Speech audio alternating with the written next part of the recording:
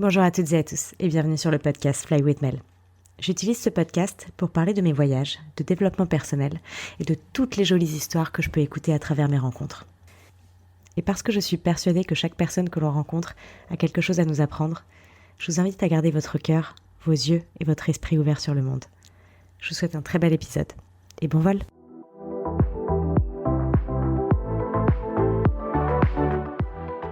Bonjour à toutes et à tous et bienvenue dans le nouvel épisode de Fly with Mel avec Sophia. Et aujourd'hui, on va accueillir Sophia pour parler de son incroyable parcours de transformation personnelle. Je la vois sourire parce que je sais que c'est un petit peu gênant souvent d'entendre parler de soi à la troisième personne. Mais du coup, je vous fais la petite introduction, comme ça vous saurez un petit peu plus qui j'ai en face de moi. Sophia, elle a eu une relation longue qui a duré 5 ans, c'est ça ? Donc après cette relation longue qui l'avait éloignée d'elle-même et éteint sa lumière, elle a pris la décision courageuse de tout plaquer pour se retrouver. Grâce au sport, au voyage en solitaire et à un profond travail sur elle-même, elle a reconstruit sa vie avec passion et liberté. Son parcours m'inspire beaucoup et vous allez savoir pourquoi très vite. Vous allez comprendre parce qu'entre ses plus grands défis vécus depuis l'Australie, mais aussi l'évolution de son rapport au corps ou encore le monde du sport en tant que femme, aujourd'hui on reçoit Sophia pour parler de tout ça. Salut Sophia, qui boit de l'eau en même temps, j'adore. Sophia, elle est toujours comme à la maison. Vous allez vite voir que c'est ça que j'aime chez elle, c'est qu'elle est très authentique dans sa façon d'être. On a beaucoup de surprises avec toi, mais surprises dans l'authenticité. Donc, je vais garder mes petites questions à côté de moi parce que j'ai beaucoup de choses à parler avec toi aujourd'hui. Mais déjà, bonjour et bienvenue. Merci de me recevoir. Alors Sophia, il y a un truc que je fais en général dans le podcast avant de présenter l'invité, c'est que c'est une espèce de petit icebreaker, donc brise-glace, juste pour avoir une meilleure idée de quelle est l'énergie de la personne que j'ai en face de moi. Est-ce qu'il y a une citation ou une leçon de vie à travers laquelle tu vis au jour le jour? Un truc, tu vois, tu te lèves le matin, tu as toujours cette phrase dans ta tête, par exemple. Non, j'en ai pas. Si, j'en ai une qui n'est pas une vraie citation, mais c'est la mienne. C'est la vie, elle est magique. Mm-hmm. Et la deuxième, moi qui vis à travers le voyage, celle que j'ai écrite là. Tatouée sur le bras. Ouais, c'est écrit. Du coup, voyager, c'est gravé au plus profond de moi des souvenirs éternels, de moments éphémères. Wow. Juste parce que c'est ma définition de la vie. C'est les expériences les plus courtes qui sont les plus qui te remuent le plus, et c'est la vie que je veux mener à travers les expériences. Okay. Voilà. J'adore. Et tu disais, la vie est magique. Attends, je vais juste mettre celle-là. La vie est magique. Et j'aime beaucoup cette phrase parce que je sais que parfois, ça peut paraître un peu, tu sais, illusoire pour des gens de voir des gens qui sont très dans leur « Oh là là, t'es un peu dans ta petite bulle de unicorn, enfin, tu sais, de licorne, un petit peu ta bulle rose, quoi, entre guillemets. » Parce que moi, je sais que ça m'arrive beaucoup et j'entends beaucoup. Du coup, quand j'entends quelqu'un d'autre qui parle un petit peu de la vie comme ça, de façon magique, je trouve ça génial. Est-ce que tu as l'impression que ça t'est arrivé dans ta vie de ne pas être prise au sérieux quand tu disais des trucs comme ça? Bah, la plupart du temps, mais en fait, je leur en veux pas parce que je me dis que c'est parce que tu la vois magique qu'elle devient magique, ou qu'elle l'est pour toi. Et les gens, ils comprendront pas. Enfin, il y a certaines personnes qui comprendront pas parce qu'ils la voient pas magique, donc forcément, leur vie n'est pas magique. Et je pense que le jour où ils changent de perspective, ben là, la vie, elle devient magique. Et la vie, elle devient pas magique parce que tu as cette croyance à la base. Je pense qu'elle devient magique quand toi, tu la vis avec ta propre magie. Mm-hmm. Et là, ta vie, elle commence à devenir magique. Et là, tu commences à le réaliser consciemment. J'adore. Je pense, je sais pas. Sophia, psychologue. Alors, elle a 15 millions de casquettes, Sophia, et on va le voir dans un instant, mais ce que tu dis, c'est très vrai, et ça rejoint notamment, je ne sais pas si tu connais la PNL, donc programmation neurolinguistique, mais c'est une question de, dès que tu changes ta perception sur les choses, ta vie change. Parce qu'en fait, c'est pas le fait de tout le temps transformation personnelle et changer complètement de vie ou changer ton lifestyle, c'est juste changer la perception que tu as sur les choses, et en fait, tu vas voir que là, ta vie va changer, et ça rejoint exactement ce que tu sais. Alors Sophia, dis-nous, qui es-tu? Je mets un petit accent parce que voilà, pourquoi pas. Comment tu te définirais en une phrase et surtout, d'où viens-tu et depuis combien de temps est-ce que tu es en Australie? Comment je me décrirais en une phrase? Trop long. Ok, tu veux quoi? Ouais. Non, trop je ne sais pas quoi dire. Bah, je viens de Lyon, de base, et ça fait 7 ans que je suis en Australie. Et comment je me décrirais? Je me décrirais comme un électron libre. Mm-hmm. Sophia, c'est un électron libre. Donc, après, on est tous un être existant sur Terre. Et je ne me vois pas me définir comme je fais tel boulot, ou je suis telle personne, ou je fais ça, ou j'ai telle caractéristique. Je me vois juste comme un être qui qui flotte à travers le temps. Ok. Donc voilà, c'est ça, Sophia. Un électron libre. Elle a plein Un d'énergie. électron Sophia, libre comme ça. qui veut tout faire. Mais électron libre complètement, et je sens même l'énergie en fait là, juste à travers un canapé, je sens, tu vois, l'énergie. Ça fait combien de temps que tu es en Australie? 7 ans. Et tu viens d'où à la base? De Lyon. D'accord. Et tu avais décidé de partir de Lyon sur un coup de tête ou c'était Non, prévu? quand j'étais au lycée, je savais que je voulais partir. Ok. J'avais juste pas eu le courage de le faire, donc j'étais partie vivre en Espagne et quand je suis revenue, j'ai dit non, faut que je parte. Et encore plus loin, donc tu t'es dit l'Australie. Ouais. Ouais, d'accord. Je me suis dit, je vais commencer par là où il y a le visa le plus facile à avoir. Et je voulais vraiment le pays dont on n'en a jamais entendu parler. Et vraiment, l'Australie à ce moment-là, c'était pas connu. Donc je me suis dit, allez, je vais commencer par le bout du monde. Est-ce que la Sophia qui est arrivée il y a 7 ans en Australie, c'est la même que la Sophia d'aujourd'hui? Non. Ah, j'adore. Non, mais tu vas être tellement mieux. C'est incroyable. Vraiment. Tu sais quoi, petite anecdote vraiment qui m'a marqué jusqu'à aujourd'hui, mais il y a parfois des fois j'y repense et au moment où ça s'est passé, je me dis ouais. Quand je suis arrivée, quand je suis partie, quand j'étais à l'aéroport De Lyon, pardon. Non, j'étais à l'aéroport de Paris et que j'ai rencontré un mec qui faisait la sécurité là-bas. Et je marchais avec ma valise et je lui ai juste demandé en gros la direction. Et il me dit tu vas où? Et je lui ai dit je vais en Australie. Et là il m'a dit, vraiment mot pour moi, je me rappelle encore aujourd'hui, il m'a dit prépare-toi, tout va changer. Et tu as dit ça? Ouais, et moi je lui ai dit, non, je pars pour un an et après je vais voyager. Il m'a dit ça va être la plus grande aventure de ta vie et pas que par le voyage. Et à ce moment-là, je regarde, il m'a dit tu seras plus jamais la même personne. Et j'ai regardé, genre avec des yeux, j'étais émerveillée. Je me dis attends, il me parle de quoi? Il sait quelque chose, c'est il me dit ouais, profite de ton aventure. Mais je sais qu'il en parlait pas en mode je vais kiffer ma vie en Australie parce que c'est chouette, tu vois. C'était vraiment, il parlait vraiment en gros, des 7 ans que j'ai vécu et d'aujourd'hui, où est-ce que j'en suis. Tu l'as juste rencontré comme ça dans l'aéroport? Il faisait sécurité et je lui dis ouais, elle est où ma voix? Et quand je lui ai dit, il me dit tu vas où? Je lui dis je vais en Australie. Et il me dit ouais, tu vas vivre là-bas? Je lui dis je sais pas ce que je vais encore faire. Et il m'a dit ouais, prépare-toi pour la plus grande aventure de ta vie, tu ne reviendras plus jamais la même. Et à ce moment-là, j'y croyais pas parce que tu sais, tu sais pas ce que tu vas devenir et tu penses pas que, en fait, tu penses pas du tout que tu vas changer. Tu penses pas que tu vas changer. Non. Tu sais juste que tu pars en voyage. Mais attends, t'avais quel âge en plus quand tu 24. Ouais, donc tu vois, t'es déjà plus jeune, t'es encore, tu vois, innocente. Ouais. Non, je l'ai pas. Pas du tout innocente. Mais tu vois, c'est autre chose. C'est pas, t'as pas encore le regard que t'as aujourd'hui sur le monde, tu vois. Ouais. Donc tu peux pas vraiment trop savoir à quoi tu t'attends. Mais après, c'était plus, c'était quand tu pars en voyage, les gens ils te disent que le voyage ça te change. Ouais. Mais là, pour moi, je pensais pas que ça allait me changer autant. Et aujourd'hui, cette phrase, j'ai envie de le revoir, ce mec, et de dire. Tu sais pas à quel point ça m'a changé ma vie, genre. Ok, donc du coup, dans le contexte que j'ai lancé, au tout début du podcast, je disais que tu as eu une relation amoureuse très longue, qui n'a pas été super épanouissante, en tout cas à la fin. Est-ce que tu peux nous en parler un petit peu et juste nous donner le contexte? Déjà, ça s'est passé où, quand, et quand est-ce que ça s'est terminé et pourquoi? Ça fait beaucoup de questions. Commence par le début. Je l'ai rencontré dans mon ancien boulot il y a 5 ans. En Australie. En Australie, ouais. Ça a été très vite. Ça n'a pas été très vite dans le processus. Ça a été très vite dans les 5 ans qui sont passés. À ce moment-là, je pense pas que j'avais autant confiance en moi que maintenant. Même si je plaisais beaucoup, j'avais pas forcément confiance en moi. Ça a été une très très belle relation. Franchement, c'était un homme formidable. J'ai eu de la chance pour plein de raisons. Même la raison qui m'a fait aujourd'hui grandir. Mais je regrette pas une seule seconde. Ça a été toxique, mais je m'en suis rendu compte très tard. Je pensais juste que c'était normal. J'ai dû me rendre compte il y a 2 ans. Peut-être après 3 ans de relation. Je pense qu'avec la souffrance, tu commences à t'intéresser au pourquoi du comment. Et ça s'est fini il y a 1 an, à peu près 1 an. Donc ça a duré en tout, redis-moi 5 ans. 5 ans, c'est ça? Ouais. Ok. Et en 5 ans, du coup, tu dis c'est une super belle... c'est marrant parce que du coup, tu dis c'était une super belle histoire d'amour qui t'a appris beaucoup. Et au final, tu as quand même voulu y mettre un terme. Pourquoi?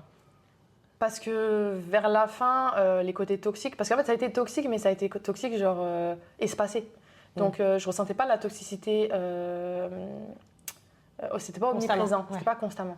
Et donc du coup, ça a mis énormément de temps à commencer à me heurter. Et je pense que ça a commencé vraiment à nous heurter quand on a commencé à vivre ensemble, ou quand lui, il a été beaucoup plus stressé, et que du coup, lui, il était touché par sa propre vie. Et puis du coup, ça faisait ricochet. Et en fait, du coup, son côté toxique ressortait plus, peut-être le mien aussi. Et du coup, c'est pour ça que quand ça a commencé à ressortir, il y a peut-être 2 ans. 2 ans avant la fin, ça a commencé à être un peu plus... Donc, tu as quand même resté 2 ans pour être, entre guillemets, sûr peut-être que c'était vraiment de la toxicité. Quand tu dis toxicité, c'est quoi de la toxicité pour toi en histoire d'amour? C'est quoi que tu as vécu? C'était faire du mal à l'autre, sachant que tu lui faisais du mal. Ok. Est-ce que tu as un exemple, juste pour qu'on...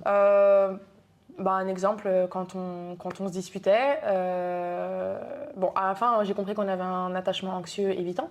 Mais quand on se disputait, lui, il allait être mauvais avec ses mots, m'ignorer pendant des jours ou des semaines. Ça a été les 2 plus gros trucs. T'ignorer alors que vous vivez sous dans le le même toit. toit. Ouais. Même dormir dans le salon, dormir par terre. Ok.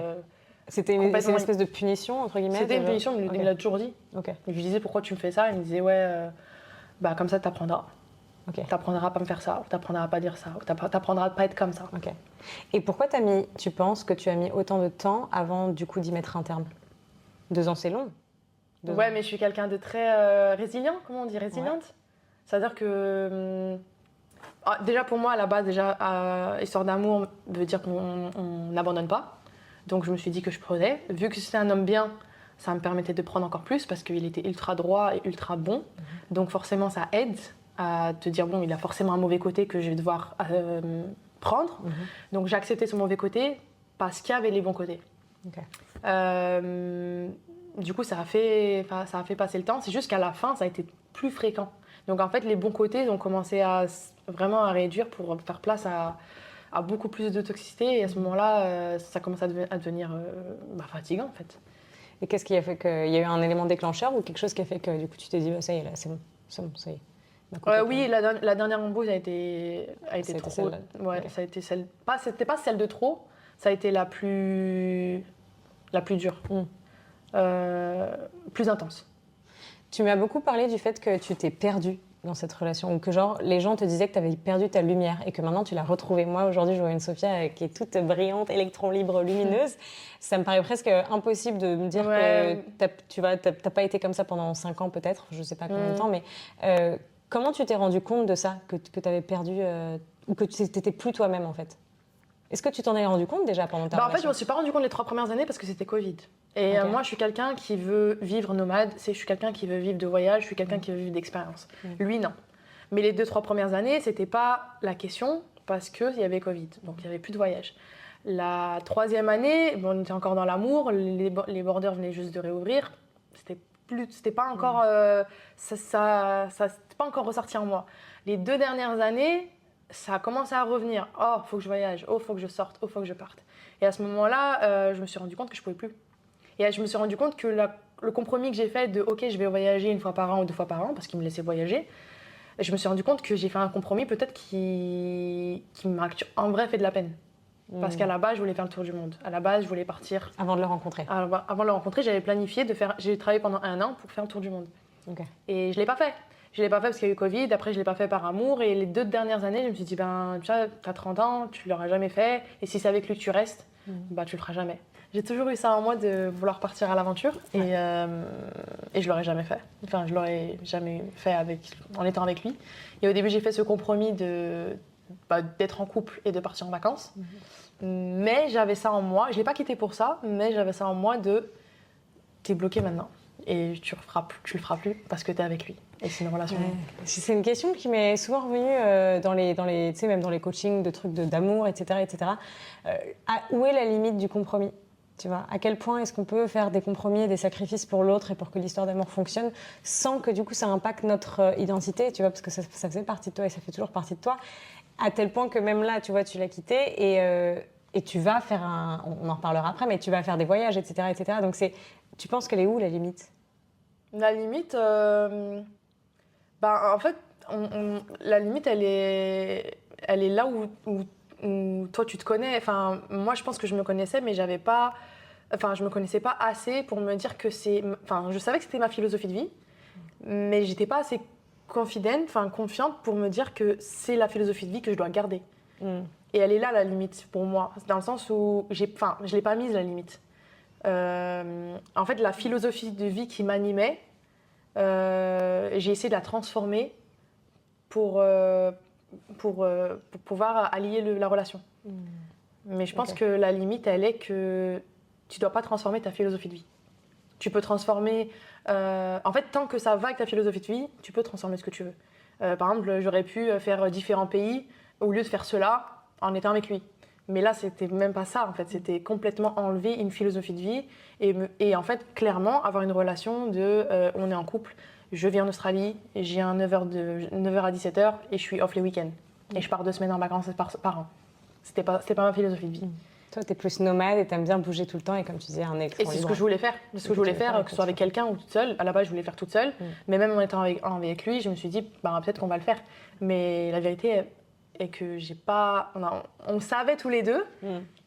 Mais je pense qu'il avait vu aussi que j'allais plus le suivre lui que lui, il allait me suivre moi. Et au final, j'ai... Vraiment, ça casse et finalement, tu te retrouves. À quel moment, du coup, tu t'es retrouvée donc, à travers beaucoup de toxicité, tu as commencé à te poser des questions, etc. Est-ce que tu as eu du soutien extérieur pour t'aider à t'aiguiller un petit peu? À quel moment vraiment tu t'as réussi à te retrouver ou à te dire « Attends, mais là, il y a vraiment un problème, il faut que j'arrête »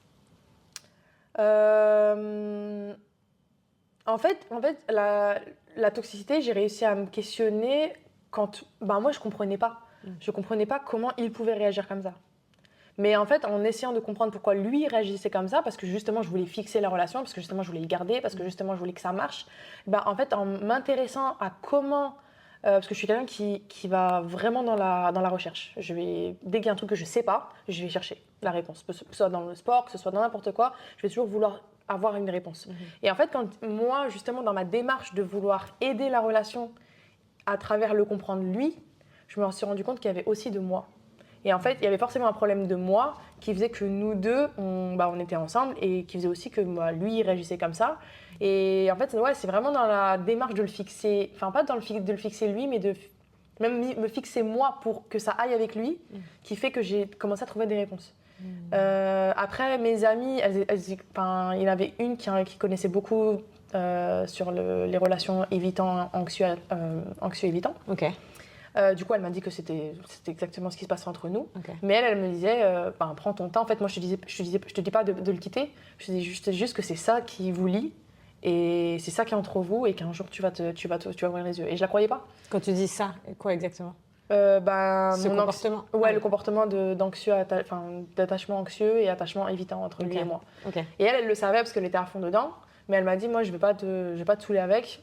Je te dis juste que c'est ça. Et en fait, c'était dans ma recherche de vouloir fixer la relation qui fait que j'ai commencé à me renseigner. Donc du coup, je suis allée voir qu'est-ce que c'est qu'être anxieux, qu'est-ce que c'est qu'être évitant, pourquoi il est évitant, pourquoi je suis anxieuse. Et du coup, c'est comme ça que mes démarches ont commencé que le processus a commencé à se faire. D'accord. Est-ce que ça s'est terminé comment? La dernière grosse embrouille où il m'a manqué de respect. J'étais très très très très amoureuse, mais moi j'ai trois noms. C'est frapper, tromper, manque de respect. À ce moment-là, pour moi, l'amour n'existe plus. Genre, je vais t'aimer, je vais tout donner. Après, je sais pas si tout le monde réagit comme ça, mais moi je sais que j'ai ces 3 limites. Tu enfreins ces 3 limites, je me retourne plus. Et en fait, la dernière embrouille, qui a été très très très intense, c'est là où il m'a manqué de respect. Et à ce moment-là, mon corps, mon âme, tout m'a dit non. Il m'a dit non, c'est bon, en fait, il n'y a plus rien à gratter, entre guillemets, il n'y a plus rien à y faire parce que le manque de respect a été touché, donc à ce moment-là. Et du coup, quand la relation se termine, comment tu te sens, toi, dans le sens où, oui, alors je ne parle pas de la relation en elle-même, où c'est bien sûr que c'est difficile de faire partir de l'amour, mais plus en tant que toi, Sophia, est-ce que tu étais perdue à l'intérieur de toi? Est-ce que tu savais où est-ce que tu allais aller? Est-ce que tu t'es sentie soulagée? Comment tu t'es sentie, toi? Ah ouais, je me sentais libérée. Libérée.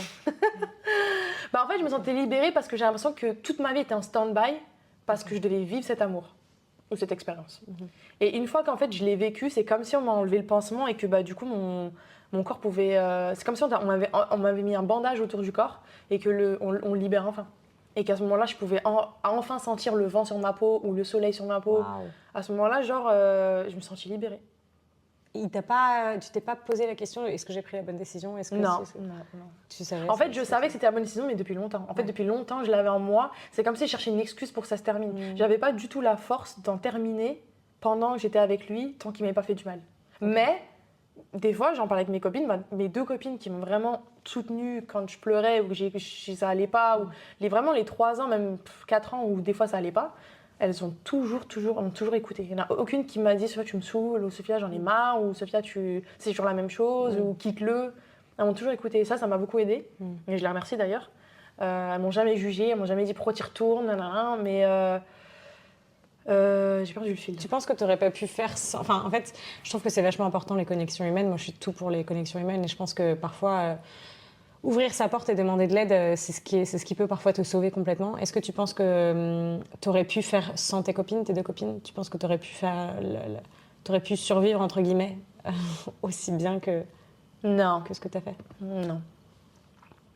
Non, parce que en fait, même si elle me donnait pas de conseils parce qu'elles en avaient pas et parce qu'elles connaissaient pas l'environnement dans lequel on était. Enfin, elles connaissaient l'environnement, mais elles connaissaient pas ce qu'il fallait faire. Elles n'avaient pas les réponses. Mais juste qu'elles m'écoutent et que moi je pleure, en fait, ça m'aide dans le processus. Parce qu'à un moment donné, t'es fatigué de pleurer, t'es fatigué de te plaindre, t'es fatigué d'en parler à tes copines. Elles ont pas les réponses. T'en demandes pas parce que forcément. Elles vont te dire quoi, quitte-le. Enfin, c'est pas des réponses que tu as envie d'entendre non plus. Donc au final, juste le fait d'en parler, en fait, même toi, ça te fatigue. Ouais. Et en fait, le fait que toi, ça te fatigue, ça te fait ouvrir les yeux à toi. Alors, je sais qu'on en a parlé un petit peu de façon intime et personnelle ensemble et que tu étais OK d'en toucher un petit peu de mots sur le podcast. C'est un sujet un petit peu sensible. Et d'ailleurs, petit aparté, on a fait un podcast complètement sur le sujet qui va arriver juste là. C'est donc sur tout ce qui est... eating disorders, j'arrive plus à le dire en français. Désordre alimentaire, non, c'est pas du tout. Trouble du comportement alimentaire.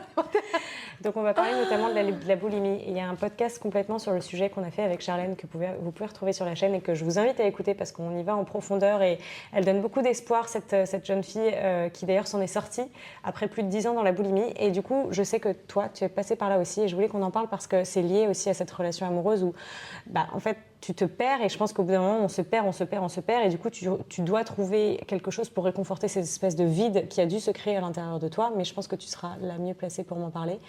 Qu'est-ce qui s'est passé, entre guillemets?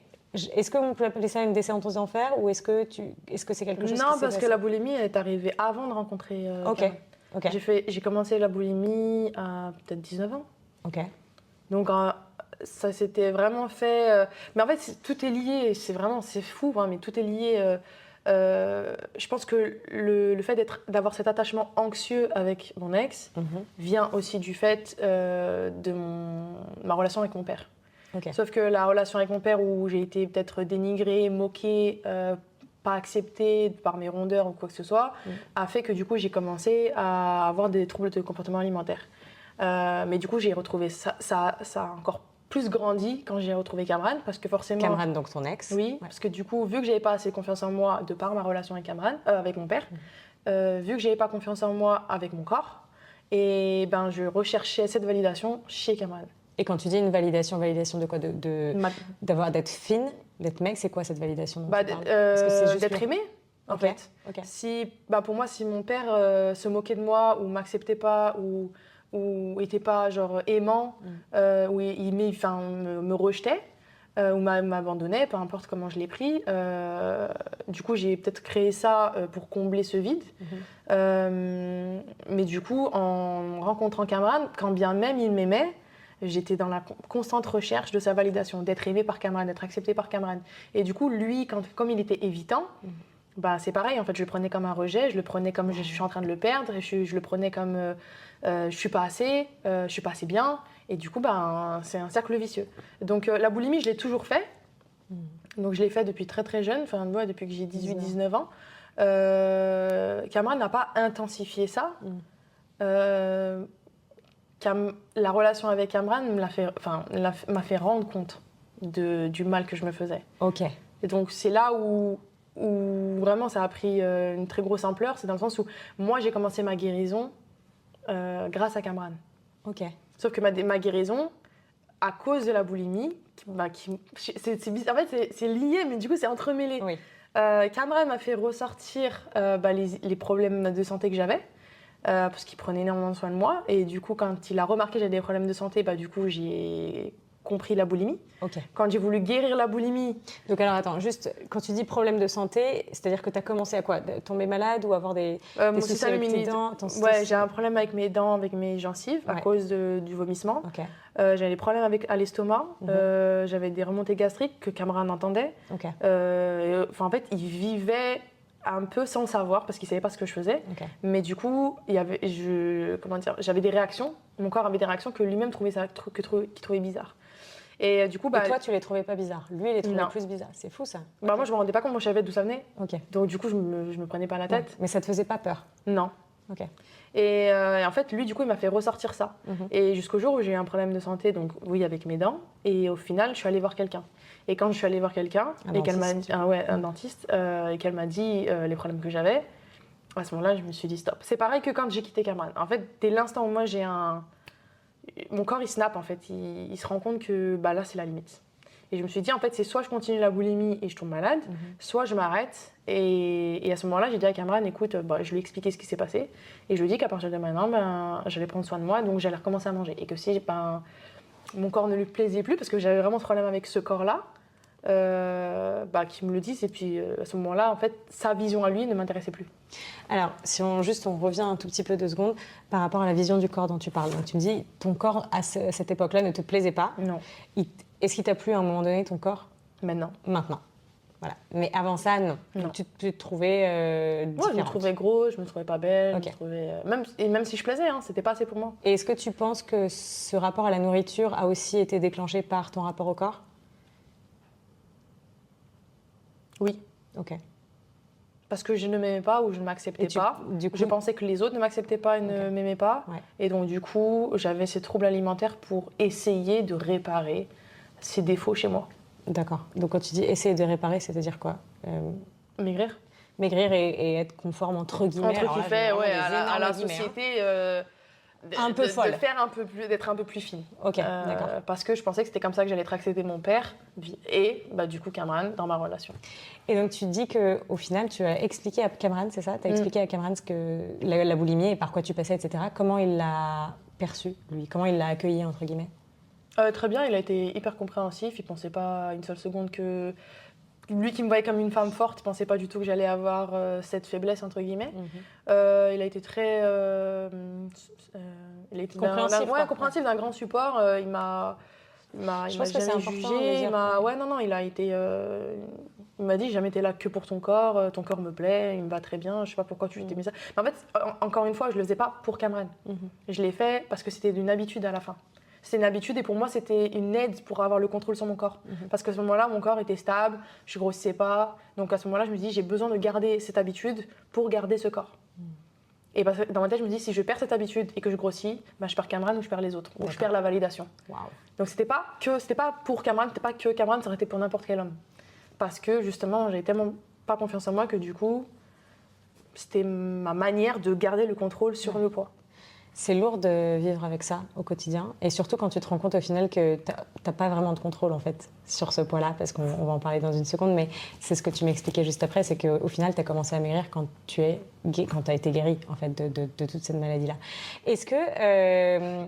qu'est-ce qui s'est passé quand tu as décidé de t'arrêter? Tu t'es arrêtée du jour au lendemain après avoir vu la dentiste? Ouais. Comme ça? Ouais, je dis plus jamais. Je dis même si je prends 10 kilos, je m'en fous. Ok. Qu'est-ce qui s'est passé dans ta tête, tu penses? C'est vraiment la peur? Tu penses que c'est la peur de tomber vraiment plus malade? Non, en fait, non.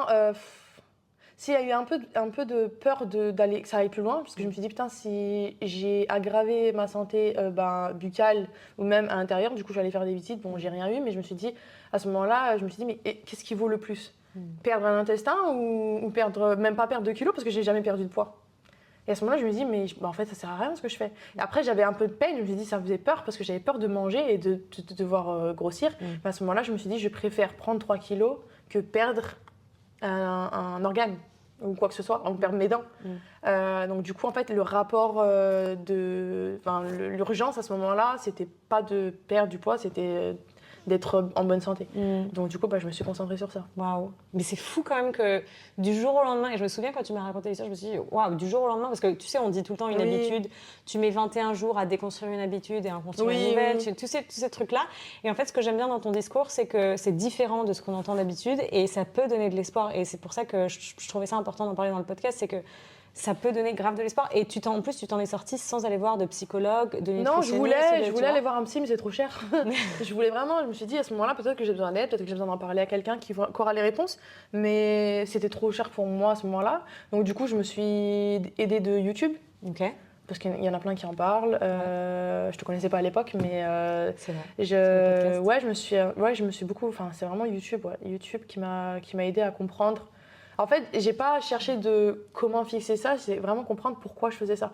Après, quand le vomissement, je savais que c'était par rapport à mon père et vraiment cette perte de poids. Parce qu'il fallait que je sois fine, il fallait être bien, c'était vraiment ça. Et à ce moment-là, c'était plus la priorité, mais à ce moment-là, c'était la santé. Donc à ce moment-là, je me suis dit, je vais recommencer à manger. Et comme j'ai voulu recommencer à manger et que je voulais pas grossir non plus, j'ai essayé de m'intéresser, encore une fois, je cherchais la réponse. Parce que je cherche toute la réponse, je me dis, il y a bien des gens qui mangent ce qu'ils veulent. Il y a bien une façon pour moi de manger ce que je veux et pas grossir. Donc du coup, je me suis intéressée à la nutrition. Wow. Pas dans l'extrême, mais assez pour pouvoir manger et pas grossir. Au final, j'ai commencé à manger, à compter mes calories, pas dans l'extrême, en mangeant ce que je voulais, mais en comptant. Et j'ai fait appel à un nutritionniste et j'ai perdu du poids. Je trouve ça fou. Et j'ai envie que tu le redises encore. Parce que franchement, je pense que ça donne beaucoup d'espoir. Tu vois, pour en avoir interviewé, pour avoir eu des gens que j'ai eu même pas profondément dans le coaching, parce que c'est pas mon rôle d'apprendre aux gens comment manger. Mais même moi-même, comme toi, j'apprends beaucoup sur la nutrition, ça me passionne aussi. Je pense que ça donne beaucoup d'espoir de dire aux gens, en fait, vous n'avez pas forcément... Alors, j'ai pas envie de dire il ne faut pas aller voir de corps médical ou de médecin. Il faut, si vous pouvez et si vous avez la possibilité, allez-y. Mais si vous n'avez pas la possibilité, ça ne veut pas dire que vous ne pouvez pas vous en sortir, en fait. Vous pouvez complètement, parce que si vous avez de la résilience, comme tu as dit, apprendre les choses, parce qu'on a tout sur Internet et ChatGPT aujourd'hui. Et puis vous dire en fait ce que en vous rapprochant de la guérison, vous vous éloignez de quelque chose. Donc toi, tu t'éloignais du coup de tomber un peu plus malade ou d'avoir plus de frais, etc., etc. Et je pense que c'est vachement beau et c'est fort et bravo. En fait, je l'ai vraiment fait à ce moment-là quand j'ai appris que du coup j'avais des problèmes. À ce moment-là, c'est la première fois de ma vie que j'ai eu de la peine pour Sophia.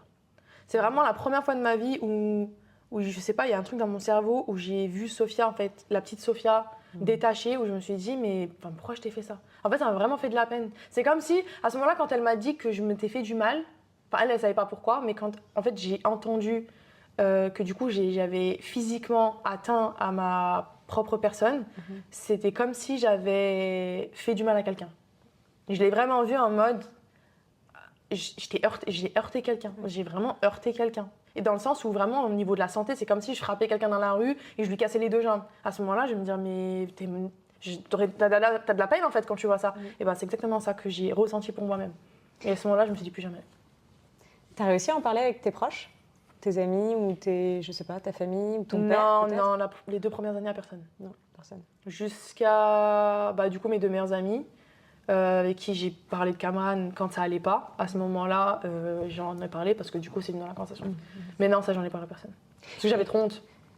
Ouais, je pense que c'est... J'avais trop honte de ce que j'ai fait, sachant qu'il n'y a personne autour de moi qui faisait ça. Donc, du coup, tu te dis, mais j'allais comprendre. Pourquoi, du coup, j'en ai parlé à personne. Et une fois que maintenant c'est terminé, est-ce que par exemple, tu en as parlé avec ton père, ou pas forcément de ça, mais est-ce que tu as fait une espèce de, je sais pas, une conversation avec ton père pour parler de tous ces traumatismes que tu... Non, parce que de une, il est vieux, et de deux, pour moi, il n'est pas responsable. D'accord. Pour moi, il n'est pas responsable. Ils ont juste été une cause. Ils ne l'ont pas fait consciemment, ils ne l'ont pas fait pour me faire du mal. Ils l'ont peut-être fait eux-mêmes par rapport à ce qu'eux ils ressentent. J'en veux ni à mon père ni à personne. Je me dis juste qu'aujourd'hui, c'est pas lui, c'est qu'est-ce que j'en fais. Et vraiment, même quand j'ai compris que ça venait de là, je peux pas lui en vouloir en fait. C'est juste maintenant, je me dis ça y est, c'est parti.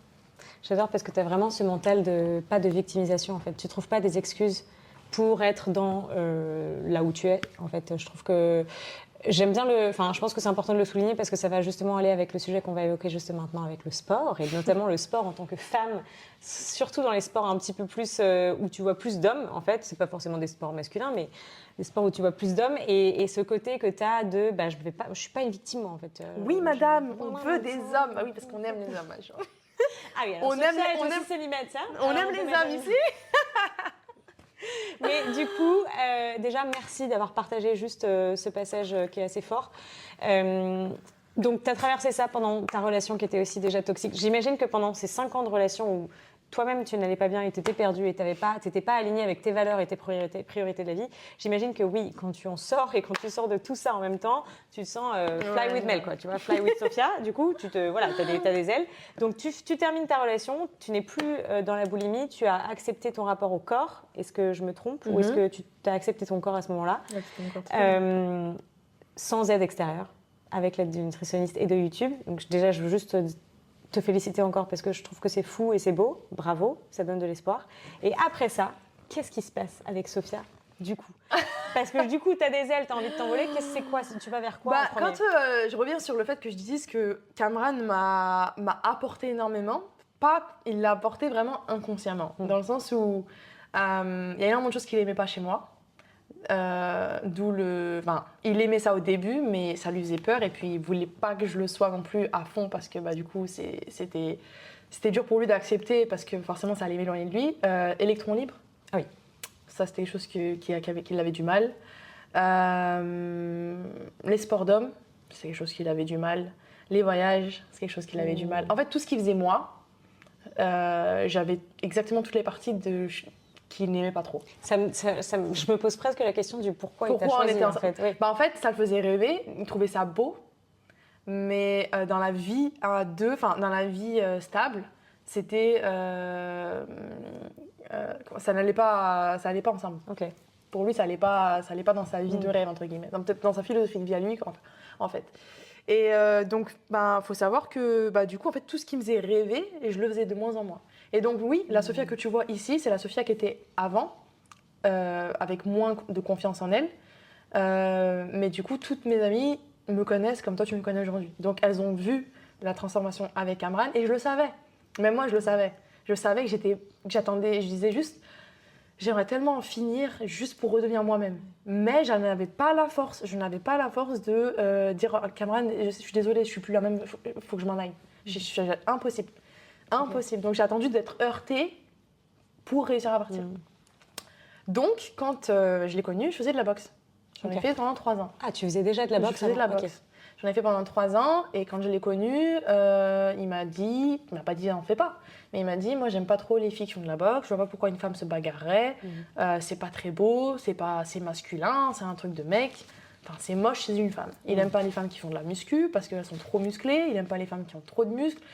Il aime bien les filles. Bref, il m'a donné un peu sa vision et moi, je me suis dit, bon, j'avoue, aller à la boxe, être qu'avec des gars, revenir avec des bleus, je peux m'en passer.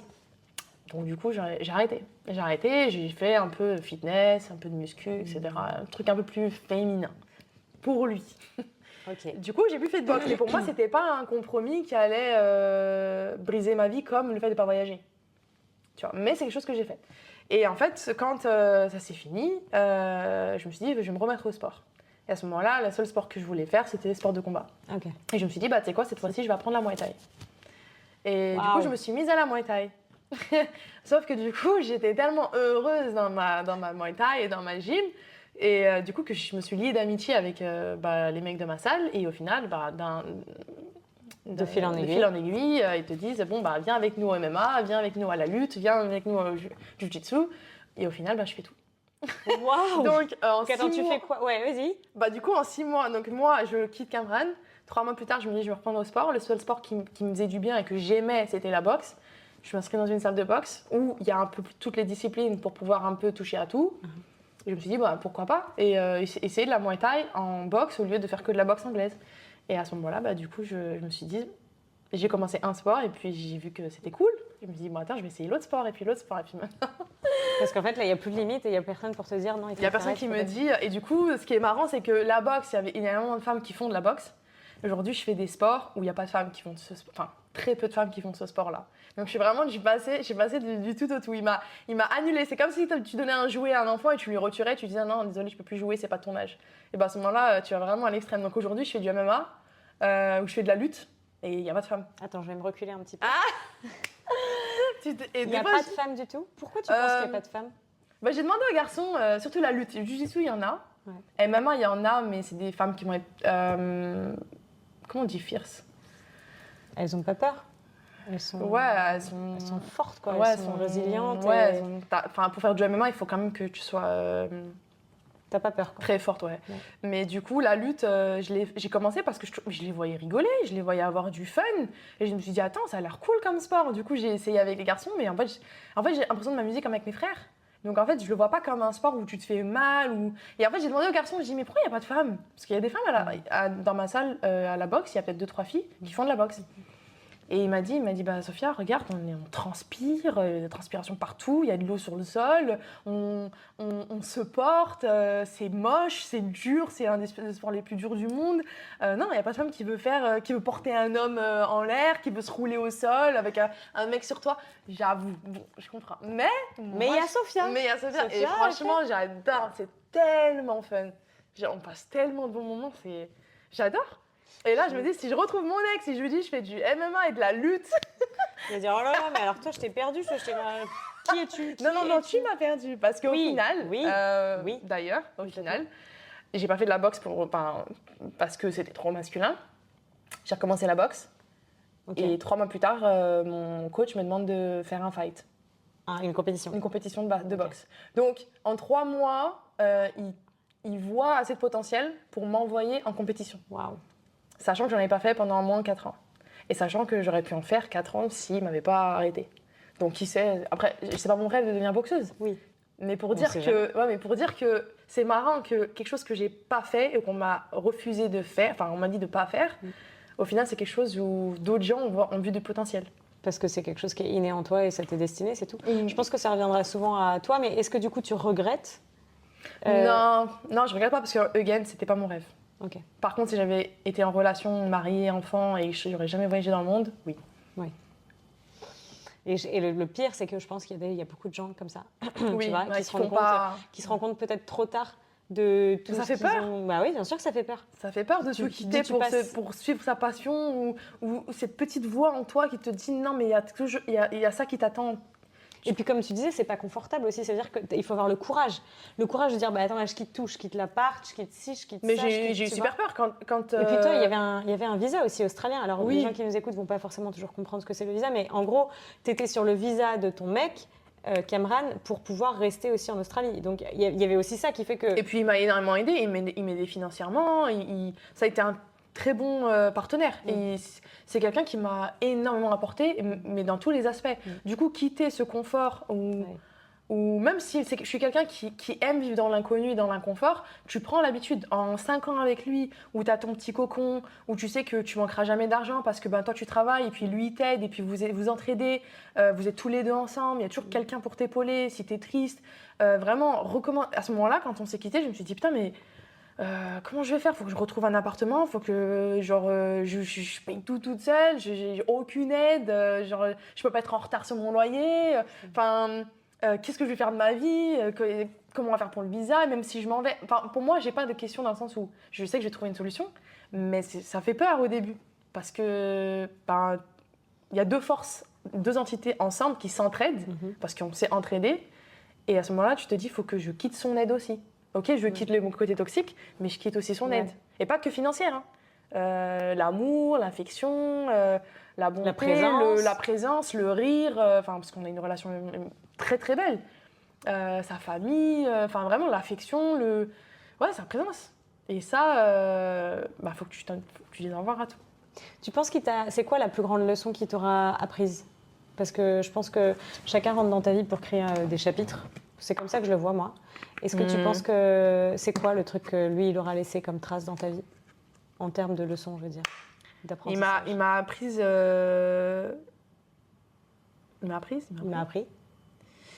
que j'étais un être exceptionnel et que j'avais pas besoin de changer quoi que ce soit. Aujourd'hui, je changerai plus jamais. Je changerai totalement mes côtés toxiques. Si demain j'ai un partenaire ou même des amis ou même seul, dès l'instant où j'ai un côté toxique, ça ne me dérange pas du tout de travailler dessus. Mais demain, je ne changerai plus jamais de ma vie. Pour moi, c'est catégorique et j'espère que toi, en tant qu'amie, si un jour tu vois ça, tu me dis Sophia, rappelle-toi de ça, j'ai la vidéo. Je te mettrai le podcast. Voilà, mais demain, je rencontre n'importe quel homme, je suis la Sophia nomade, je suis l'électron libre, je suis quelqu'un qui fait du sport de combat, je suis peut-être masculine, je suis sociable, je suis bruyante, peu importe. Je fais un 40, je fais un 38, je fais un 36. Tout ça, ça ne changera pas. Et en fait, je me dis que tout ça, tout ce que j'ai décrit, c'est ce qui fait que je suis exceptionnelle. Et je veux plus jamais perdre cette lumière. Plus jamais, parce qu'aujourd'hui, c'est cette lumière-là que je peux transmettre à mon autre partenaire, à mes amis ou n'importe qui dans le monde, en fait. Et c'est ça, en fait, qui fait que je suis connectée et plus jamais je veux perdre ça, en fait. Surtout pas pour quelqu'un, en fait. Cette personne-là, je veux qu'elle me regarde avec le même regard que je me porte aujourd'hui à moi-même. Je veux que cette personne-là dise Sophia, waouh. Parce qu'aujourd'hui, c'est comme ça que je me vois, sans prétention, hein. Vraiment, c'est pas du tout de la prétention, je suis pas meilleure, je suis juste que je suis contente avec ce que j'ai à l'intérieur de moi. Genre, dans mon âme, pour moi, je me dis, mais non, je suis exceptionnelle, je suis vraiment exceptionnelle. Et puis, il t'en a fallu du temps pour te rendre compte, surtout. Et je m'en suis jamais rendu compte. Je m'en suis rendu compte que cette année. Et je m'en suis rendu compte grâce à lui. Parce que je sais que cette exceptionnalité, il l'a vue. Il l'a peut-être pas mise en avant, mais il l'a vue, il l'a aimée. Et en fait, en l'ayant perdu, peut-être quand tu perds quelque chose, c'est comme ça que tu te rends compte de la valeur. Exactement. Bah, c'est en l'ayant perdu parce que pendant peut-être 3-4 ans, je ne l'ai pas fait ressortir. Et du coup, elle s'est un peu éteinte. Qu'aujourd'hui, qui est revenue, vu que maintenant je suis mes passions, bah, c'est à ce moment-là où je ressens vraiment que je suis unique en mon genre. Et à ce moment-là, je me dis, bah non, je veux rester unique en mon genre et je veux quelqu'un qui aime cette unicité. J'adore. Et je pense que c'est important de rappeler qu'on est tous uniques. On est tous uniques en son genre, ouais. Chacun est unique en son genre, chacun est exceptionnel, mais beaucoup se perdent dans l'approbation des autres, le jugement.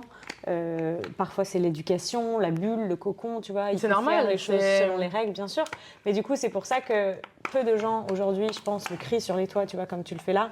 L'exceptionnalité, qui est super importante et super belle, mais tout le monde est unique. Tout le monde est exceptionnel, mais il faut laisser ça ressortir. Exactement. Et ça demande du courage. Beaucoup de courage, je pense. Parce que tu vois, par exemple, tu es dans une éducation où on t'apprend des valeurs, on te demande on te guide d'une certaine manière, il faut respecter ses règles, etc., etc. Je pense que c'est très difficile de sortir de ça. On ne voit pas, ouais. Si tu as de la chance d'avoir quelqu'un qui te pousse. Quelqu'un qui te pousse, ou je pense que toi aussi, toi-même, tu peux te faire décider d'être un peu plus ouvert d'esprit et faire tes recherches, tu vois, pour essayer de voir, attends, mais il y a un truc, je sais pas, est-ce que je pourrais être plus épanouie? On me parle du bonheur tout le temps. Oui. Tu vois, je pense que c'est aussi se poser des questions. Mais ça demande du courage de se poser des questions parce que parfois on a peur des réponses qu'on va trouver parce qu'on sait déjà à l'intérieur de soi qu'on n'est pas aligné avec soi-même. Et du coup, ça fait peur de se dire, merde, je vais de toute façon, c'est simple. Hein. Une question qu'une de mes amies qui, elle, est très, très... spirituelle? Non, elle n'est pas spirituelle, mais elle est très... elle aime beaucoup poser des questions profondes. Et elle m'a dit, Sophia, j'ai juste une question. Qu'est-ce que tu ferais si demain tu n'étais plus avec Cameron? Et à ce moment-là, je lui ai répondu tac au tac. Enfin, pour moi, c'est comme si j'avais un plan B, en fait. Genre, c'est même pas un plan B pour me sauver, c'est un plan B de ce qui est vraiment en moi. Et je lui dis, bah, je ferais ça. Et elle me dit, tu penses pas que c'est bizarre que tu aies autant envie de faire de choses que tu ne puisses pas faire avec lui, mais que c'est le premier truc que tu ferais si tu n'étais plus avec? Elle me dit, tu serais pas censé pouvoir le faire avec lui? Et elle me dit, est-ce que tu dois mettre une croix sur tout ce que tu viens de me dire juste parce que tu es en couple? Ou est-ce que tu pourrais trouver quelqu'un avec qui faire tout ça? Et je lui dis que c'était une très belle question et qu'en fait, c'est vraiment peut-être la question qui a été la plus pertinente. C'est de me dire, et ça je te l'avais dit une fois, en fait, pour moi, aujourd'hui, si tu es en couple et que tu fais pas ce que tu aimerais faire si tu l'étais plus, ben, c'est qu'il y a un problème quelque part. Et à ce moment-là, en gros, si ma philosophie de vie, quand elle m'a posé la question, je lui dis, elle me dit, qu'est-ce que tu fais demain si t'es plus avec? Je dis, demain, je fais tout, je save pendant 6 mois, je fais le tour du monde, je vais faire ça, je vais vivre ça, je vais faire telle activité, je vais voir tel gens, je sors avec telle personne, je sors plus, je vais essayer. Enfin bref, je lui ai dit ma vie, en fait. Et elle m'a dit qu'en fait, c'est ça que t'aimerais faire. Je lui ai dit oui. Et elle m'a dit, mais là, tu le fais pas. Je lui ai dit, non, parce que je peux pas, j'ai mon mec, je peux pas aller au sport le soir, en plus, je peux pas être avec une équipe de 20 mecs, non, je peux pas faire le tour du monde, il va pas m'attendre. Enfin, tout ce que moi, je rêve de faire en tant que Sophia, being, en tant qu'être Sophia, je ne pouvais pas le faire. D'où le fait de se sentir libérée quand je Bien pars. sûr. Et là, Parce que je voulais explosion. vraiment être moi-même. Ouais. Et donc là, c'est bon, tu vas faire des voyages, parce que du coup, on parle de voyage depuis tout à l'heure et de Sophia nomade, Sophia nomade, Sophia nomade. Et dis-moi en plus, je sais déjà, depuis que je te connais, je te vois tout le temps voyager. Parfois, je me demande qu'est-ce qu'elle fait cette fille. Je ne sais plus sur quel pays est-elle quand je lui parle. Tu as commencé les voyages déjà depuis il y a 2 ans. Ça fait 2 ans que tu voyages un peu plus. Non, 1 an, pardon. Non, j'ai toujours voyagé, je fais toujours au moins un voyage par an Ok. dans un pays étranger. Toute seule. Toute seule, j'adore voyager seule. C'est incroyable aussi. C'est la meilleure expérience du monde. C'est la seule chose que j'ai réussi à vraiment établir, vraiment à ce point-là que j'aime le voyage, c'est que quand je lui ai dit on peut se mettre en couple, il n'y a pas de problème, on peut vivre ensemble, il n'y a pas de problème, par contre je voyage. Okay. Donc t'aimes pas voyager, tu fais ce que tu veux, mais moi je voyage. Et si t'es pas content, on arrête là. Okay. Donc c'est vraiment bizarre parce que autant j'étais dépendante de lui, je voulais pas qu'il s'en aille, autant il y a eu certaines bases. Ouais, où j'ai pas pu, je me suis dit je peux pas le quitter et faire le tour du monde, mais à ce moment-là il faudra que je fasse des voyages. Et si vraiment je peux pas voyager, je m'en vais. Parce que je peux pas vivre sans voyage. Il te laissait voyager seul ou il voyageait Non, il m'a laissé voyager seul. T'as jamais eu peur de voyager seul? Non. Non, parce que après c'est vraiment une question de croyance, mais je me dis que j'ai Dieu au-dessus, il m'aidera. Il me protégera. Ça c'est vraiment une croyance vraiment à moi. J'allais dire sinon juste parce que tu fais de la boxe aussi, mais. Bah mais non, on fait pas tous de la boxe. Parce que du coup j'en fais maintenant. Oui, c'est vrai. Mais t'en faisais avant aussi. Ouais, j'en fais de la boxe, mais là maintenant je fais des arts martiaux, c'est différent. Tu te sens jamais en insécurité en tant que femme, je parle? Tu le sens un petit peu, mais en fait, c'est pas ça qui va m'arrêter parce que pour moi, il y a de l'insécurité partout. Il y a de l'insécurité dans le quartier dans lequel j'ai grandi, comme en Australie. Si tu rencontres les mauvaises personnes, tu seras toujours en insécurité. Et à ce moment-là, moi, en fait, il y a vraiment, tu m'as demandé une phrase tout à l'heure, il y a une autre phrase qui vraiment, et moi, c'est ancré dans mon cerveau. Je ne veux pas vivre dans la peur. Je ne veux pas vivre dans la peur. Peu importe ce dont j'ai peur, je vais le faire.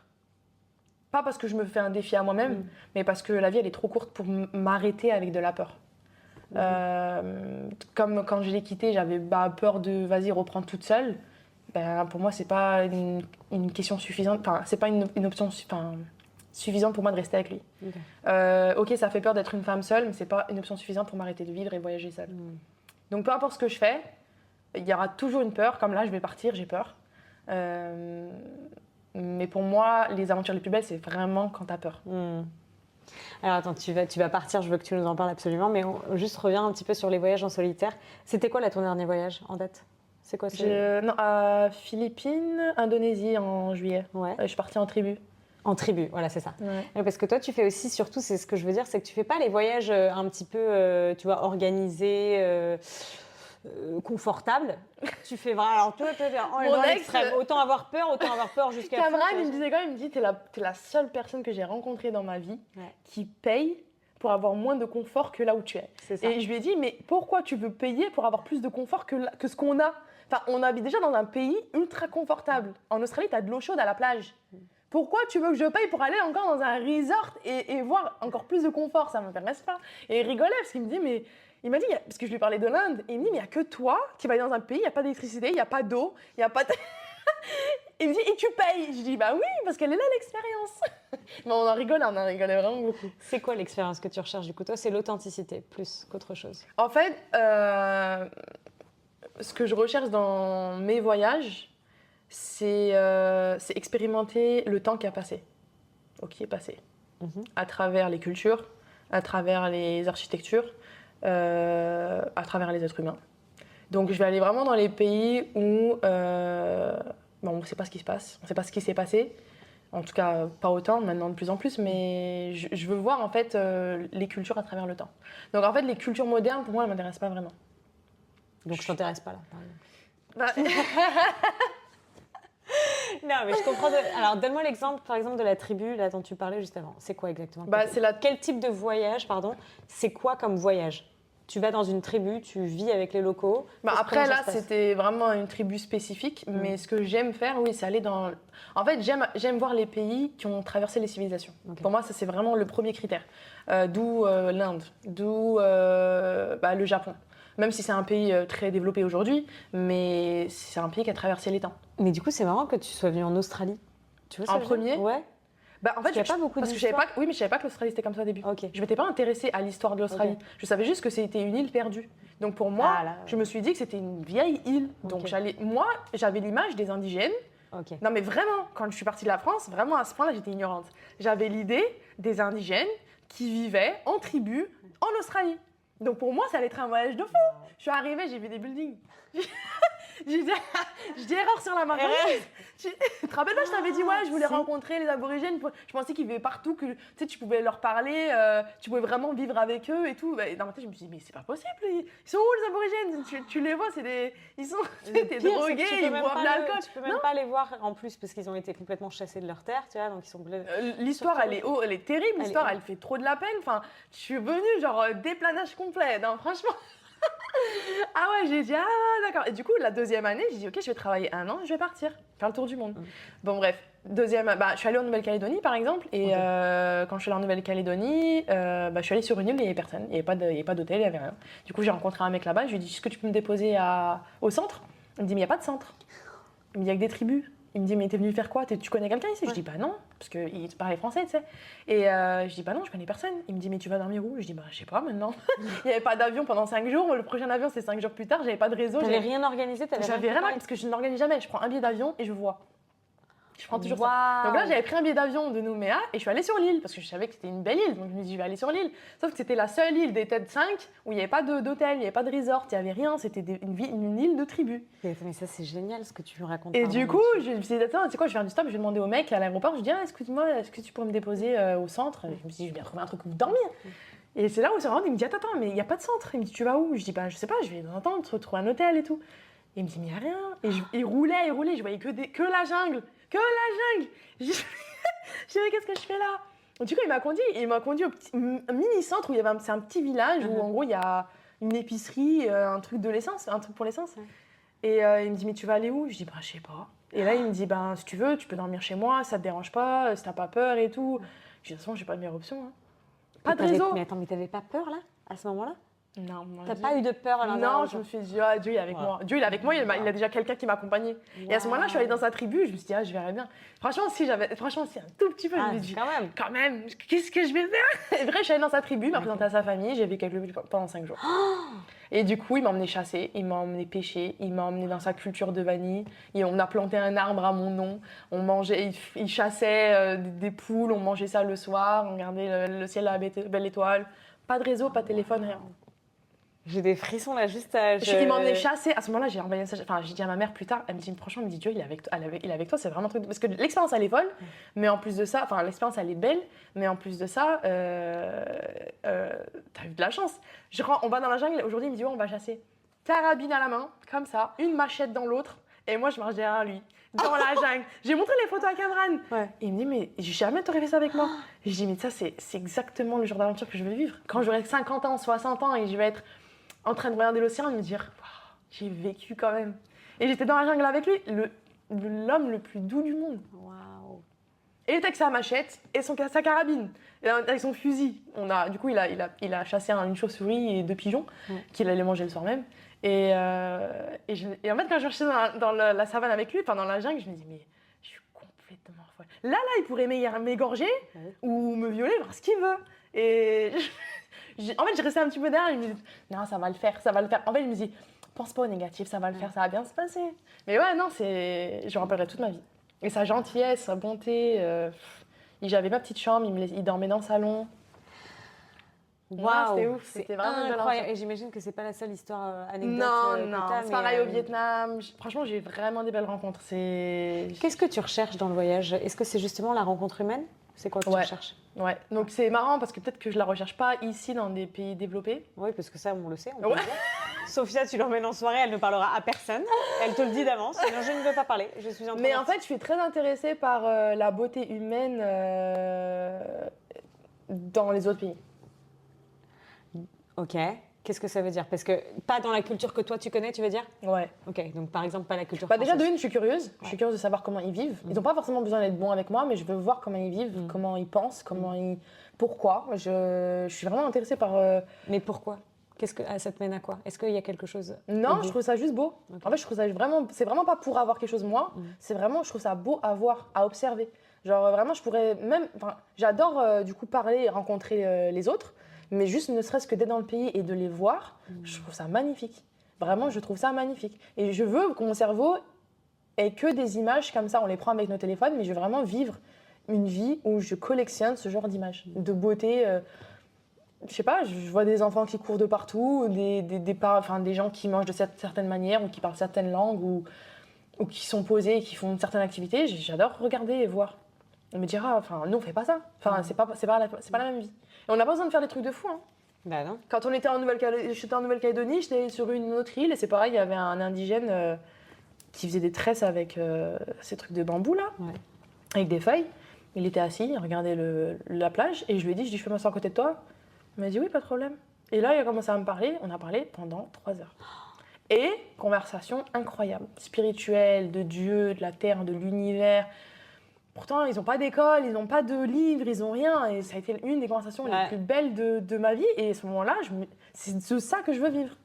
Ils ont la plus belle école du monde, ils ont l'école de la vie. Ils vivent avec la nature, la vie, l'être humain. Ouais. Ils vivent en communauté. Ouais. Et du coup, vraiment, ils ont ça en eux. C'est vraiment ce qui se dégage. Et du coup, moi, je vibre à travers ça. Donc, c'est pas, je les rencontre pas pour qu'ils me donnent des conseils ou qu'ils me donnent des choses. C'est pas pour... En fait, je reçois, mais vraiment énergétiquement parlant. Waouh. Et du coup, je l'ai vraiment, moi, vécu dans les pays où la culture était différente. Ouais. Du coup, c'est pour ça que tu veux aller dans les pays où la culture est différente. Mais par contre, je veux aussi voir les cultures parce que je suis intéressée par la différence de culture, en fait. Et je suis intéressée par l'histoire, dans les civilisations anciennes que, genre, même notre génération, elle n'est pas connue. Tu sais, quand tu vas en Inde et que tu dis c'est la civilisation la plus ancienne du monde, de l'histoire terrestre, limite, tu te dis, waouh. Même en Égypte, moi, ces pays, ils me fascinent. Et du coup, tu te verrais faire ce genre, toutes ces aventures avec quelqu'un qui est tout le temps avec toi, par exemple, ou il y a vraiment un truc où tu te sens libre? Ouais, là, faut que je le fasse seule. Je le fasse seule. Je suis pas contre, à un certain moment, si je suis prête ou que l'univers a décidé que... On envoie les messages. Les CV. Les CV, Sophia. Voilà. Mais plus tard, prenez votre temps, par contre. Mais non, j'ai besoin de le faire seule parce que je sais aussi que l'ayant fait seule, ça va apporter énormément dans notre relation, je pense. Après, on peut le partager, mais je pense que j'ai besoin de ce moment où je l'ai fait. Pour toi. Ouais. Pour toi. Et surtout pour me développer, pour me faire grandir, pour me faire éblouir, éclore. Pour que ça m'éclore. Oui, tu peux dire, tu éclos. J'éclos. Oui, parce que c'est ça la Sophia qui va avoir. C'est la Sophia avec ces expériences-là. Et puis surtout, ce que j'aime bien avec toi, c'est que tu viens de sortir d'une relation longue de 5 ans où il y a eu des hauts, des bas. Tu te laisses le temps. Et je trouve que c'est important de le faire parce que souvent, pas souvent, mais il y a beaucoup d'histoires où on passe d'une relation à une autre parce que la personne a peur de se retrouver confrontée à elle-même, par exemple, ou confrontée à des choses. Et du coup, on enchaîne les relations d'une à une. Après, il faut savoir qu'avant Cameron, j'étais seule. J'ai jamais eu de relation. C'était ma plus grosse relation. Ouais. Et j'ai toujours aimé être seule et j'ai toujours voyagé seule, même avant lui. Donc en fait, j'ai juste retrouvé ce que j'avais avant, mais du coup avec beaucoup plus de maturité, beaucoup plus de confiance en moi, et d'acceptation et de connaissance de moi-même. Du coup là, je suis vraiment la meilleure version pour partir. Et donc tu vas partir. Est-ce que tu peux nous en dire plus? Où est-ce que tu pars, Sophia? Du coup, c'est fou, hein, la vie, c'est ça que je dis, elle est marrante, la vie, elle est magique, parce que forcément, elle n'était pas magique. Enfin, elle était magique pendant les 5 ans avec lui, mais... D'une autre manière. Ouais, mais du coup, maintenant, aujourd'hui, qu'on en résume, tu te dis, mon voyage n'aurait pas été le même, et il n'aurait pas du tout eu la même valeur ou la même signification si j'avais fait mon tour du monde il y a 5 ans. Et aujourd'hui, je suis heureuse de le faire, aujourd'hui. Pendant 2 ans, j'étais à Cameroun et je déprimais parce que je ne pouvais pas partir en voyage, parce que c'était fermé, parce que parce que je ne pouvais pas faire mon tour du monde, parce que je suis en couple. Aujourd'hui, je ne voudrais pas faire mon tour du monde à 25. Je suis contente de le faire aujourd'hui. Ouais. Je suis contente de le faire après ma relation. Et après avoir appris beaucoup de choses sur toi. Okay. Du coup, sachant que j'ai fait des arts martiaux, je suis repartie dans le sport et que du coup, j'ai décidé de faire mon tour du monde et j'ai décidé de combiner les deux et du coup, de faire un tour du monde des sports. Un tour du monde des sports. J'adore. Parce que Mel, comme elle me connaît et comme mes amis me connaissent, comme je l'ai dit, je suis quelqu'un de très intéressé partout. Et à ce moment-là, j'adore le sport. Ma passion, j'aime beaucoup les arts martiaux, mais je ne me vois pas faire de la boxe toute ma vie. Par contre, je me vois faire du sport toute la vie. Et je me suis dit que moi qui aime découvrir les cultures, moi qui aime découvrir les pays, moi qui aime connecter aux autres, et moi qui suis autant connectée avec les mecs de ma salle aujourd'hui, Je me dis, bah, il n'y a pas mieux que de faire le tout en même temps. Donc, du coup, aller dans les pays que je connais pas, aller voir des cultures que je connais pas et découvrir le sport qu'eux ils font et me connecter avec autrui à travers le sport. Et du coup, partager ça avec le reste du monde. J'adore. Pour ceux qui veulent le voir. Ceux qui veulent suivre, on mettra tous les détails de ta chaîne, etc. Et de tout ce qui va arriver, parce que ça va devenir une très grande influenceuse. Donc, il faut savoir qu'on est aujourd'hui en Australie. Et du coup, tu vas partir d'ici un mois et commencer vraiment un tour du monde. Donc, t'as un truc organisé là ou pas du tout? C'est pareil ou c'est pas organisé? J'ai une trame dans ma tête. Ouais. Dans sa tête. Moi, je suis le genre de truc, je te fais un peu. Non, je mens. En fait, je suis tellement passionnée par le projet que j'en ai fait un PDF. Ok. Bon, ça va. Non, en fait, j'ai pas été dans les détails, mais j'ai écrit ma trame sur mon PDF. Okay. Et du coup, je m'organise, en tout cas, destination par destination. Donc, j'essaie de m'organiser un peu plus parce que du coup, aujourd'hui, je suis agent de voyage, donc forcément, j'ai appris. Ouais. Donc, forcément, j'ai des habitudes aujourd'hui qui m'aident en fait à voyager beaucoup plus facilement qu'avant. Okay. Premier pays, du coup, on part sur la Thaïlande, sachant que j'ai fait de la Muay Thai, donc je vais continuer la Muay Thai et le MMA et les arts martiaux. Et du coup, je vais faire l'Asie, l'Afrique et l'Amérique du Sud. Asie, Afrique, Amérique du Sud. Waouh. Ok. Et tout ça, tu veux faire ça en un an? Ça, c'est non, en illimité. Le temps que ça prendra. Voilà. On se revoit dans 20 ans là, sur le même canapé et tu me diras où t'en es. Dans quel pays? Mais alors, du coup, il y a une question qui me vient comme ça et je pense que je ne serai pas la première et la dernière. Partir en tour du monde, faire ce que tu veux faire, c'est super beau, incroyable. Comment tu fais financièrement pour te financer dans tout ça? Tu ne sais pas, elle ne sait pas non plus. C'est pas sur le PDF.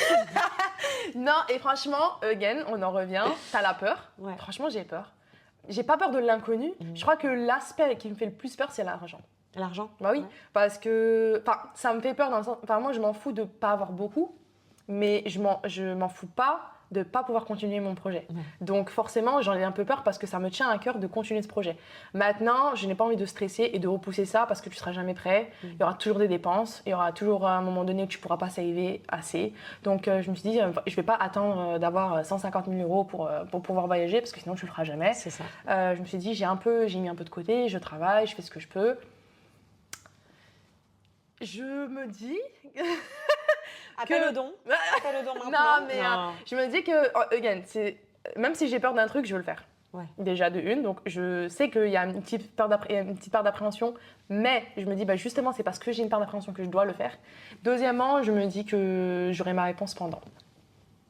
Et je pense que c'est très beau de le faire comme ça. Et tu vois, depuis tout à l'heure, tu parles et on peut sentir que tu es très dans la spiritualité, les énergies et entre guillemets, ce à quoi tu penses, tu attires.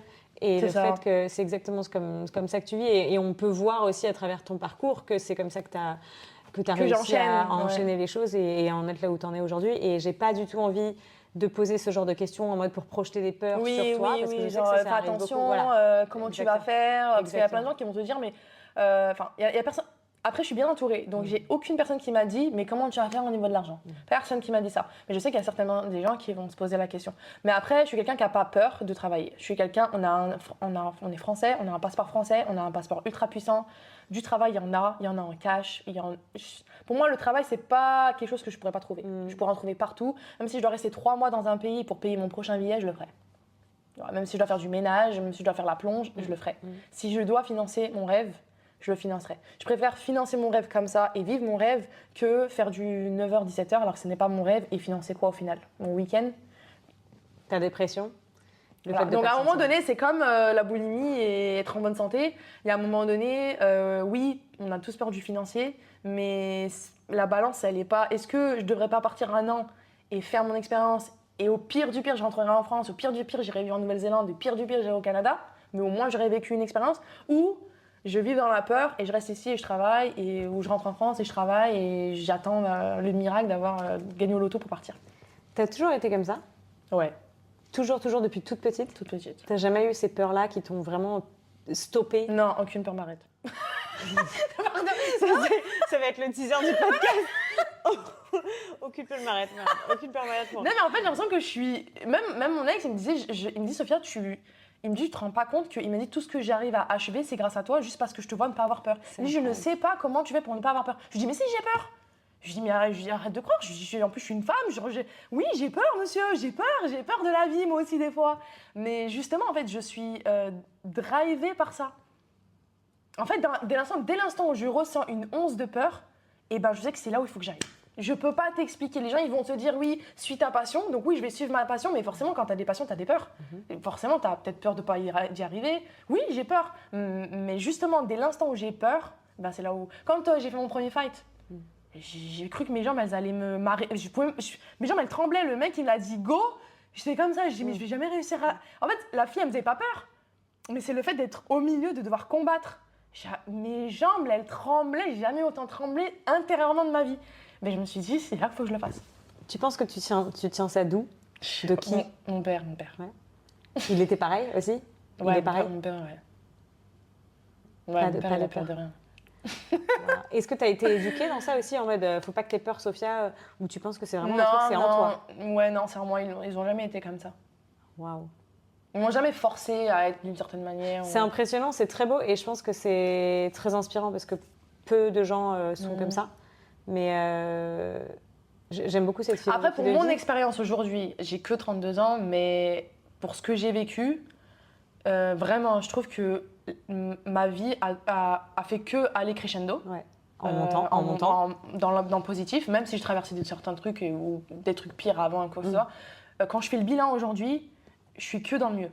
Donc, en fait, à ce moment-là, je me dis, mais pourquoi je m'arrêterais, quoi?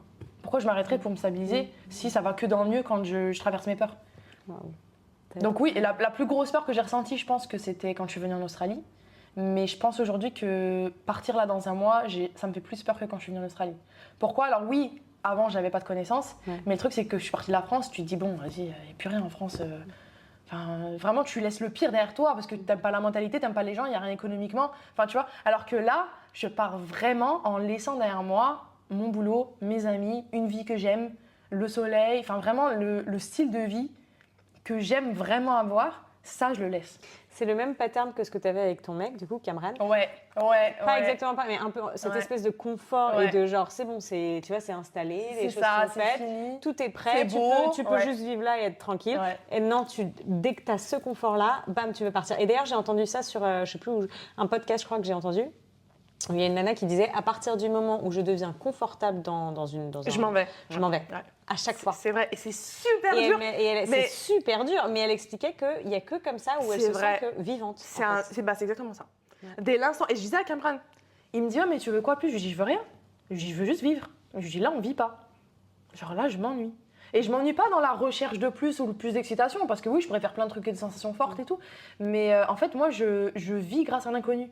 Je dis, moi, c'est pas une question de je veux être dans un château ou acheter une maison ou acheter une voiture. Je dis, je m'en fous, moi, de ça. J'ai pas besoin de matériel ou même d'aventure. Je veux vivre dans l'inconnu. Je ne veux pas savoir quoi faire demain. Je ne veux pas vivre avec la routine.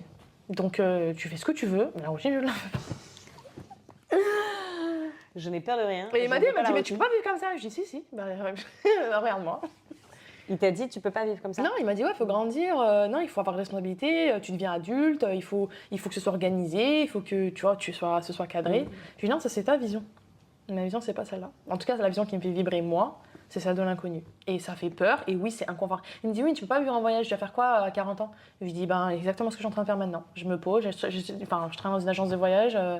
Voilà, tu verras, et puis tu verras bien. Non, mais, je lui dis, dans le pire des cas, je lui dis à 40 ans... On te retrouve dans la jungle en tribu. Qu'est-ce qu'il y a là? Non, mais je lui dis, mais à 40 ans, je peux faire la même chose que je suis en train de faire là? Pourquoi tu veux que je vive dans le connu? C'est ça, et c'est fou de voir toutes les barrières que les gens se mettent dans leur tête qui font la société qu'on a aujourd'hui, en fait, tout simplement. Tu vois, on a tous des barrières, on a des peurs, alors que c'est... Non, et je trouve que c'est beau d'avoir des gens comme toi, tu vois, qui repoussent ces limites-là et qui poussent les portes alors que les gens te disent, putain, attention, tu vois. Du coup, tu vas nous montrer le chemin. Et tu vas nous montrer ça sur quoi? Tu vas faire YouTube? Du coup, YouTube, TikTok, Instagram, ça fait super. Alors ça aussi, ça fait peur. Je pense que ça me fait plus peur que le voyage lui-même. Ouais. C'est de m'exposer, parce que j'ai pas l'habitude. C'est de m'exposer. Autant je suis capable de connecter, autant c'est hyper dur pour moi de partager ça sur les réseaux. C'est vraiment... Parce que t'aimes pas te regarder ou parce que c'est quoi? Non, c'est parce que tu te sens stupide, tu te sens bête, tu te sens... Pourtant, les gens, ils te jugent pas forcément. J'ai l'impression que les gens, ils font que me supporter. Tu sais, je rencontre des gens à la plage ou même dès que j'interviewe quelqu'un qui sont super enjoués de ce que je fais. Et je le suis aussi, mais m'exposer sur les réseaux, tu dis ouais, mais tout le monde qui me regarde. Est-ce que je suis légitime? Ouais. Qui suis-je pour. Ouais, je sais, je suis passée par cette peur-là. Qu'est-ce qu'ils vont penser? Est-ce qu'ils vont penser que c'est intéressant? Est-ce que ça va être pas intéressant? Mais en fait, ça, j'essaie de le mettre en arrière parce que je me dis que je le partage pas pour plaire. Exactement. Je le partage parce que je suis heureuse. Exactement. Et à ce moment-là, du coup, ça m'aide à quand même le faire. Et je vais te donner quelques tips par rapport à moi, mon parcours sur ce podcast et sur aussi la chaîne Instagram. Je sais pas comment tu fais, franchement, je suis arrêtée. Mais... Moi, je le vois de l'extérieur et je me suis dit, mais. Enfin. Comment elle fait Mais alors, ma première vidéo que j'ai accepté de me filmer moi-même où je parle sur Instagram, je l'ai envoyée d'abord à 5 potes pour demander est-ce que je suis ridicule. Ça va. Ouais. Non, mais j'étais là, est-ce que c'est ridicule de poster ça? Parce que c'est pour ça, je comprends tes peurs. Parce que tout comme toi, en fait, moi ce que j'aime pas, c'est dans le côté réseaux sociaux. Et alors là, vous pouvez encore écouter un autre podcast qu'on vient juste de faire avec Mehdi, qui est sur l'ère du digital et rester authentique. Ouais. Et c'est ça qui me dérange, c'est de devoir tout le temps jouer ce jeu, en fait. Tu vois, tu dois jouer le jeu de t'exposer, d'en montrer un peu plus, un peu trop, de faire... Et c'est le jeu, et c'est du marketing, et c'est comme ça que ça après fonctionne. tu te vends toi-même. Exactement. Ouais. Et sauf que moi, ça me dérange parce que tout comme toi, j'ai pas besoin de cette approbation-là. Moi, ce que je veux faire, c'est partager des histoires, c'est donner de l'espoir. D'espoir, c'est de sortir les gens de leur retranchement et de leur bulle et de leur dire regarde ce que Sophia a fait. Tu vois, exactement. Et pour leur donner des rêves et pour inspirer les gens à sortir de leur zone de confort et à leur dire il y a une autre vie que celle que vous connaissez. Ouais. Et c'est pour ça que je le fais exactement comme toi. Tu vois, en fait, quand tu sais exactement pourquoi tu fais quelque chose, ça va t'aider à te driver. En fait, montrer l'authenticité, ça me dérange pas. C'est vraiment me filmer quand je suis dehors. Ouais. Ou me filmer quand je suis à la salle. Tu vas prendre le pli. Les gens, en fait, tu sais que les gens te regardent et qu'ils disent mais pourquoi elle fait ça? Ouais. Genre, en fait, c'est juste ça, moi, qui me dérange. Je sais, mais c'est justement pour ça que si tu reviens à attends, pourquoi je fais ça? Pourquoi je me filme?